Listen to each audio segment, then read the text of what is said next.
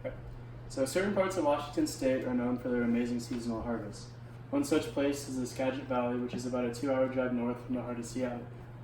The valley is known for its Christmas tree business in the winter, its daffodil and tulip festivals in the spring, blackberry and strawberry picking in the summer, and of course its famous pumpkin patch activities in the fall.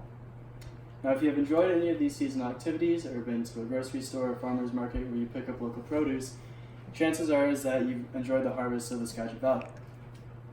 But the behind-the-scenes work that is put into producing these crops for the public to enjoy is no easy task. The people that you will find working there are actually working day in and day out, trying to fill their harvesting quotas so that they can provide enough money for their families to live off of. About half of these farmers are migrant laborers from Mexico.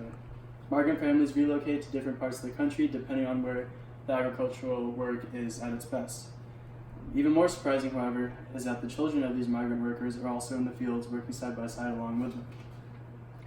Janice Blackmore, a migrant graduation specialist, said in an interview with the Seattle Times that the average age in which these children start working is about 7 years old. They also face things like racism, social isolation, language barriers, and also possible deportation. Kids are faced with the daunting task of balancing their lives between school, family, and also the grueling work of the fields itself. But there is a nonprofit organization in the greater Seattle area that has taken steps to improve the educational pathway for these children.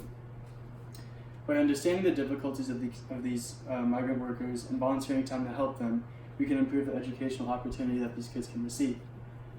We'll start by talking about how working at a young age affects the educational experience for these kids, how we can contribute our time to help them in the first place, and the direct effects of volunteering itself.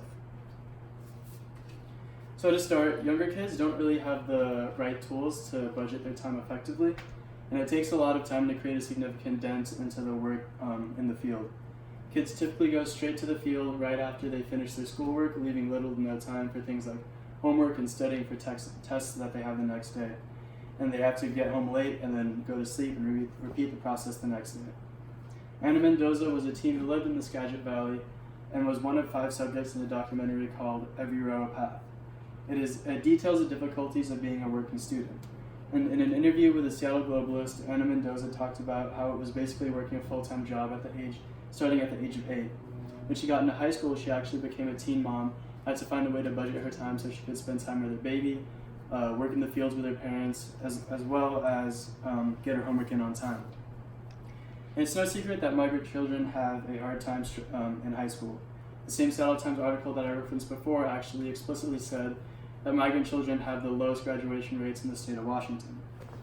But the Skagit Valley community, along with local parishes in the Seattle area, have teamed up to try to curb this trend.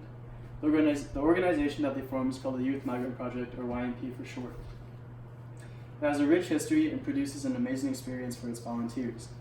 YMP actually started in Linden, Washington in 1981 by St. Joseph Church after the church realized the harsh conditions that these migrant children were facing. Since then, the program has expanded to a handful of different parishes in the area on the west side, including places in Kirkland, Redmond, and Bothell. It is a hands-on experience, and you won't find yourself with nothing to do. There are a variety of duties that need to be taken care of daily.